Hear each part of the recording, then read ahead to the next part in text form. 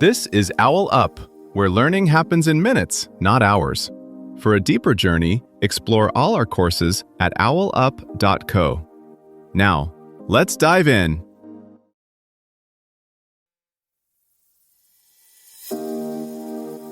Welcome to Chapter 1 of our series, AI and the Art of Human-Machine Interaction.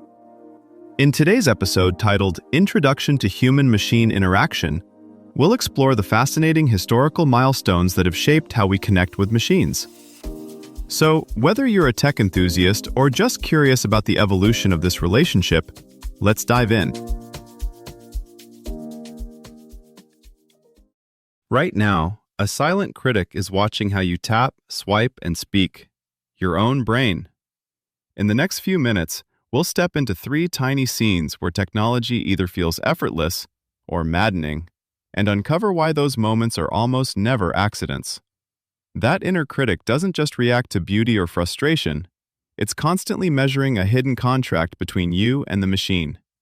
I'll try to understand you if you try to understand me. Human-machine interaction is the craft of writing that contract so well you barely notice it exists. It decides whether your grocery app helps you reorder in seconds or traps you in endless menus.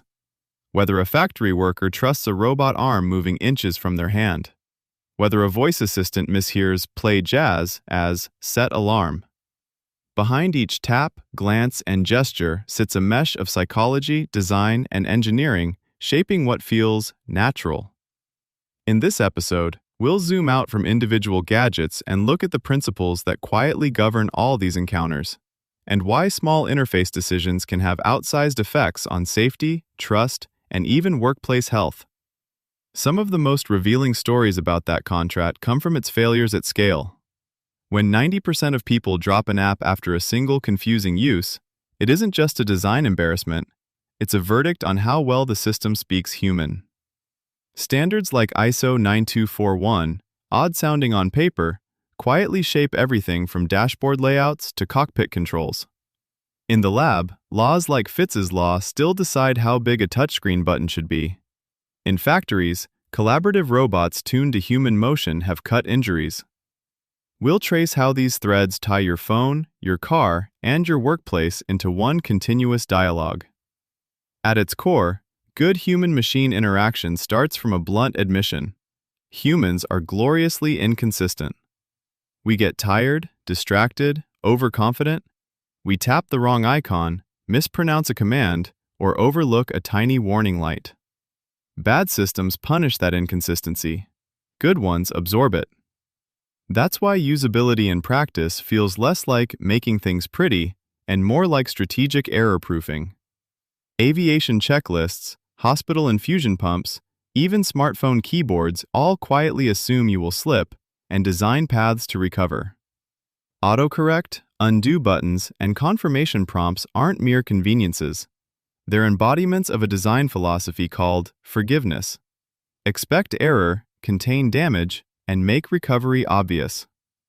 Accessibility takes that same principle and treats human diversity as the starting point instead of an edge case. When phones add haptic feedback, larger hit areas, or voice control, they aren't just helping people with motor or visual impairments. They're also helping you answer a text one-handed on a crowded train.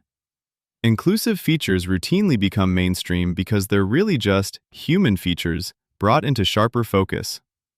User experience zooms out further, asking not only can they operate it, but what story does this system tell over time?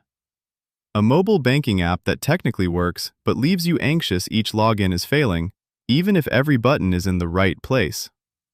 This is where psychology enters explicitly. Expectations, mental models, and trust loops. If the system behaves consistently, explains itself, and gives timely feedback, loading indicators, status lights, progress bars, people build a reliable mental picture of what it's doing when they can't see inside. The frontier now is multimodal interaction, mixing touch, voice, gesture, gaze, and even brain signals in one coherent language. A surgeon using a voice command to zoom an image while keeping hands sterile, then confirming with a foot pedal, is switching modes without switching tasks. The challenge is orchestration. Each added channel must reduce friction, not multiply confusion, so that the whole interface feels less like juggling tools and more like conducting a well-rehearsed ensemble. Watch a teenager master a new social app in under 5 minutes while their parent fumbles beside them, and you're seeing two mental models colliding with the same interface. Designers study these gaps through field visits, eye tracking, and clickstream heat maps to see not what people say they do, but where their attention and fingers actually go. That evidence quietly reshapes layouts. A checkout button moving above the fold can rescue abandoned carts. A reworded error message, "We couldn't process your card yet," can keep someone from quitting in frustration. In cars, lane-keeping alerts now blend sound, light, and subtle steering wheel vibration to speak different dialects to sight, hearing, and touch. Voice assistants learn from misheard commands at scale, tuning vocabularies to accents and slang. Even industrial cobots are choreographed. Their speed, distance, and light signals are adjusted until workers instinctively read intent without looking up from the task. Interfaces will soon act less like static tools and more like shifting terrains. As adaptive AI reshapes layouts on the fly, you may gain speed but lose a stable map of where things live. Brain-linked controls might feel like skipping the steering wheel and grabbing the engine directly, raising questions about who logs each turn. In XR, designers will tune light, depth, and sound like urban planners managing crowd flow, so your senses don't get gridlocked by constant alerts. Your challenge this week: notice one moment where a machine feels like it's anticipating you, then one where it clearly isn't. As systems learn from every tap and hesitation, they start sketching a moving portrait of how you think. That portrait can sharpen tools to fit your grip, or box you into habits you never chose.